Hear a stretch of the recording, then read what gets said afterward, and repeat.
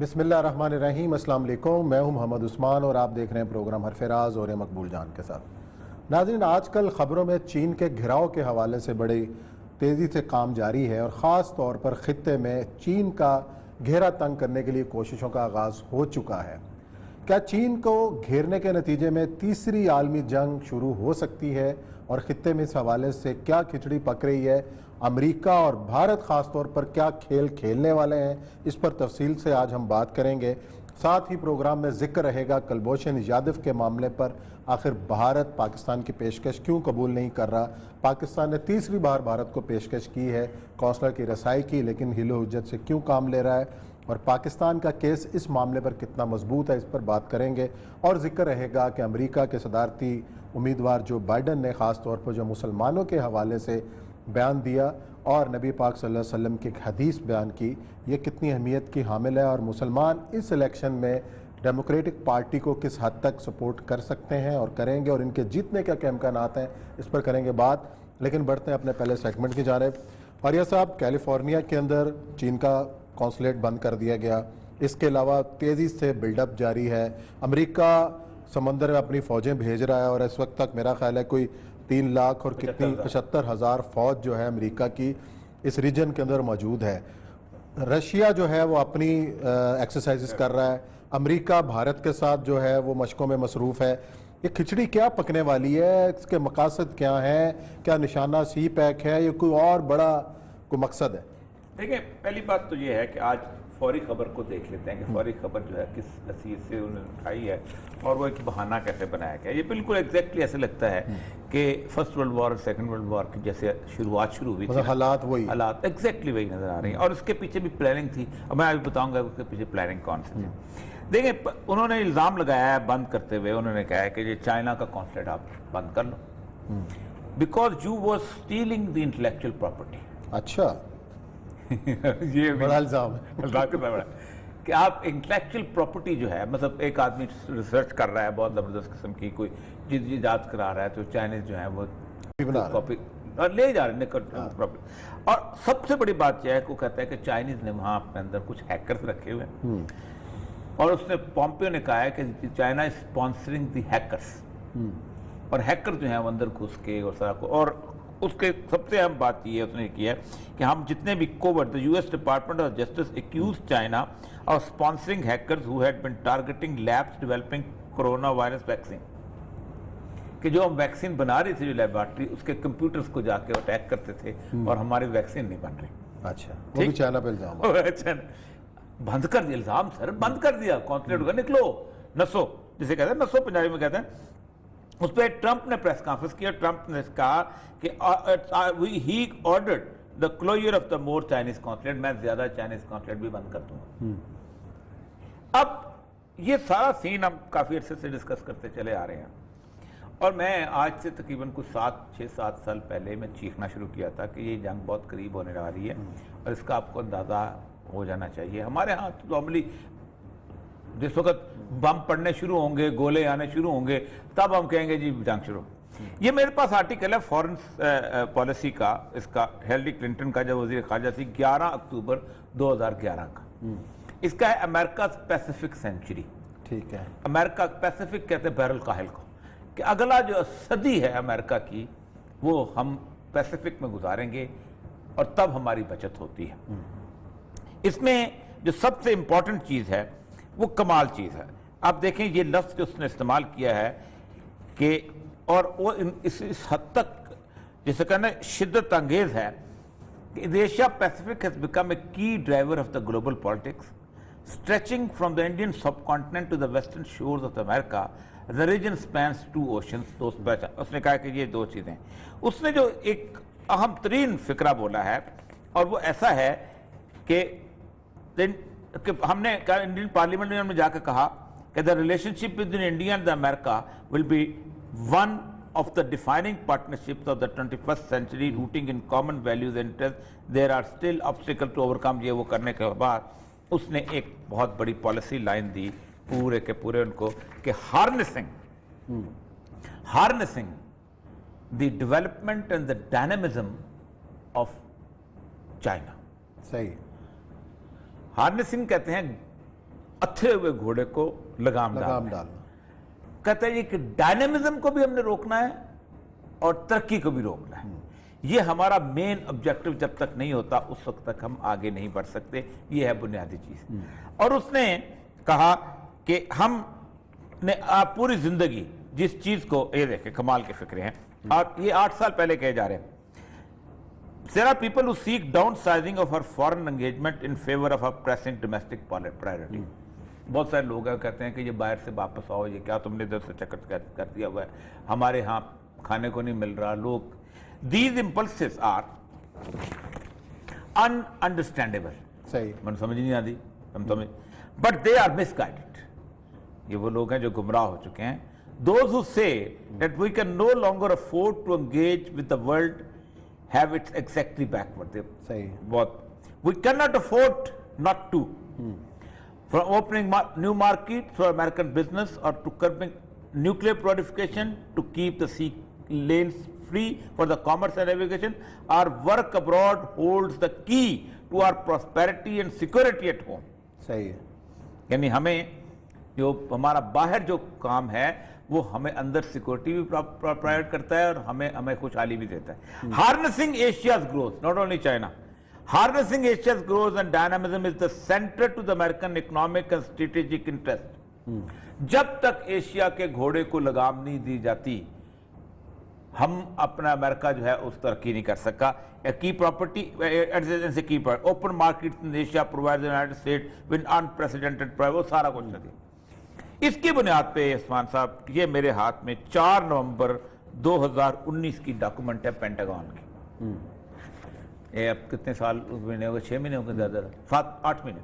4 نومبر کو انہوں نے کہا ہے کہ بس ٹائم ختم ہو گیا, ہم مزید جو ہے اس میں نہیں کر سکتے اس کے اندر, اور ہم نے ترقی جو ہے اب چائنا کی اس کو جب تک نہ روکا تو ہم مارے جائیں گے. اچھا, یہ تو ہے ان کی پلاننگ.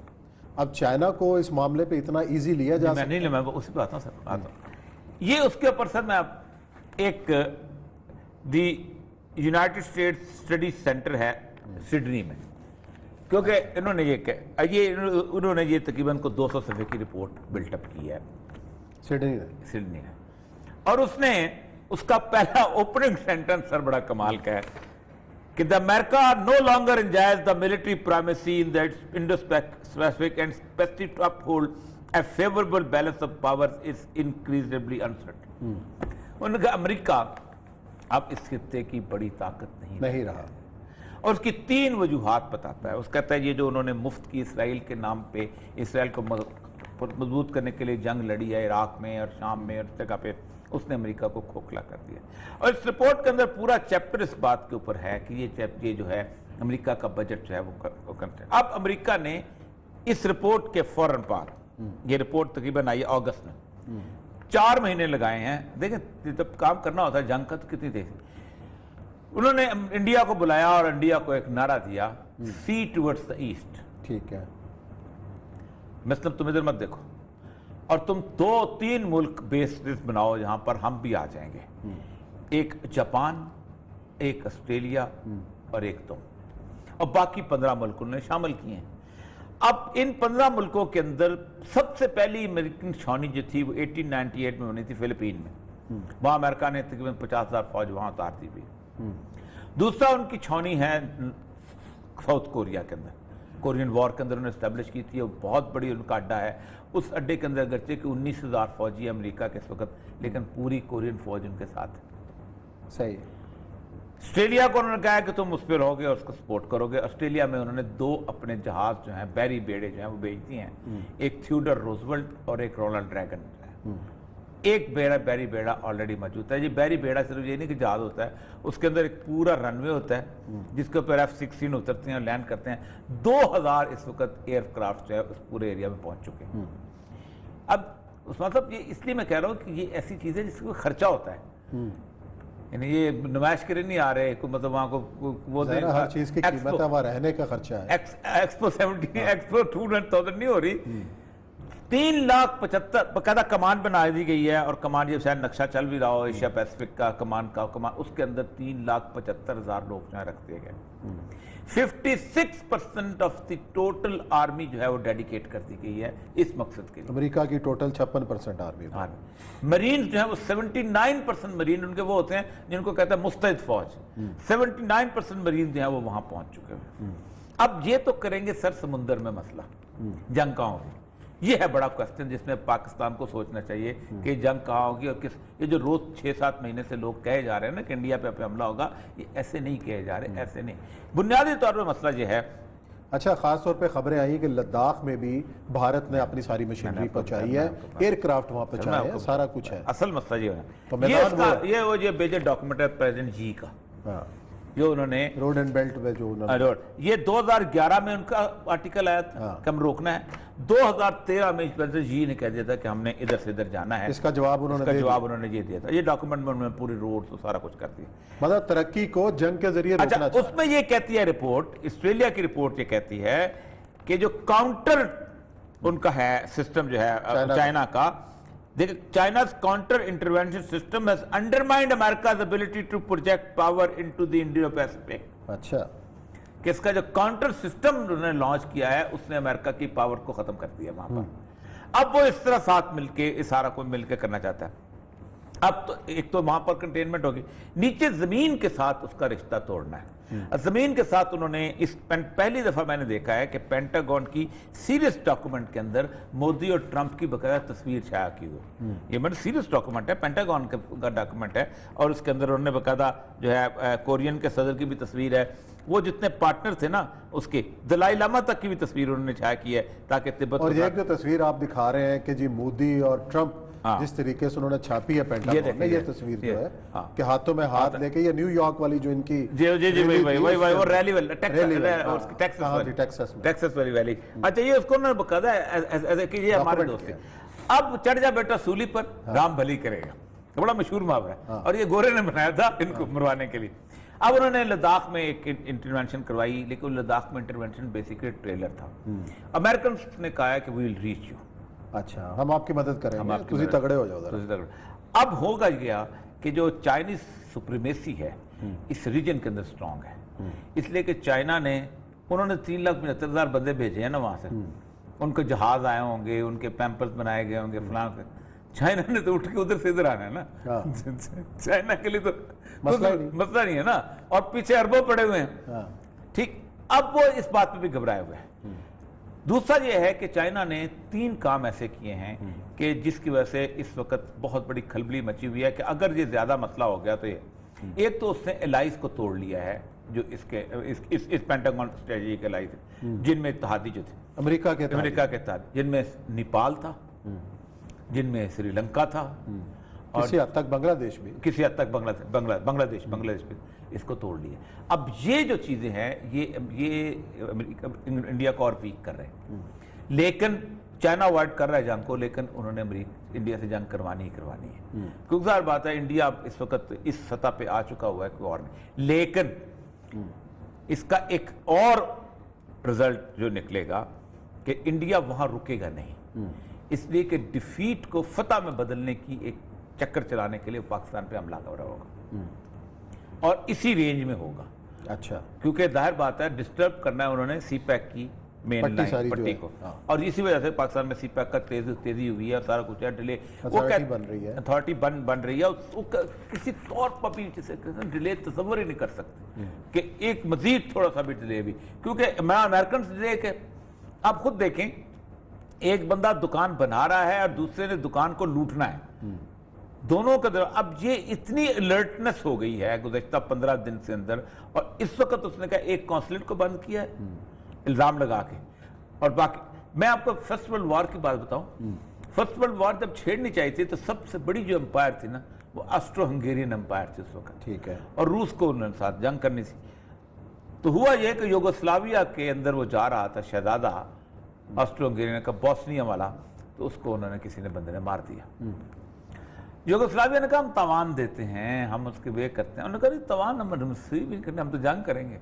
وہ کہتے ہیں نا ہم تو تھانے جائیں گے نا, وہ والی بات. اور انہوں نے پوری, کیونکہ پلاننگ کیا تھی گزشتہ, آپ اندازہ کریں کہ 1919 میں جنگ ہوئی ہے نا جی, اس سے پہلے 10 سال پہلے لارنس آف اریبیا کو لانچ کیا گیا تھا کہ جاؤ کہاں پر؟ حجاز میں. اور ہم نے یعنی کسی نے سوچا تھا کہ شہزادہ مرے گا اور کیا کچھ ہوگا اور جنگ ہو جائے گی؟ لیکن 10 سال پہلے پلاننگ چل رہی تھی. اور اس کے بارے میں ایک بہت مشہور کتاب ہے بینکرز نے جو اس سے کمایا ہے، وہ بڑی کمال زبردست کتاب کہ بینکرز نے اس سے کیسے کمایا ہے انویسٹمنٹ کے اندر. اس میں بھی اب اس وقت انویسٹمنٹ ہوگی جو ہو چکی ہوئی ہے، اس میں سے کمائی کس نے کرنی ہے. لیکن مجھے لگتا یہ ہے کہ اس سال کے اینڈ تک، اس سال سے پہلے یا سپٹمبر میں کہیں نہ کہیں بہت بڑی طوفانی جنگ جو ہے وہ چھڑنے والی ہے. اور جس خطے ہم بھی خطے میں چلیں جی دیکھتے ہیں کیا لائن اپ ہوتا ہے، کس قسم کے حالات بنتے ہیں اور کون کس کا اتحادی اور کون کس کا مخالف ہوتا ہے. ناظرین یہ بریک کا وقت ہے، بریک لیتے ہیں اور بریک کے بعد آئیں گے اور ذکر کریں گے کلبھوشن جادو کے معاملے کا. آخر بھارت کرنی کیوں کترا رہا ہے اس معاملے سے.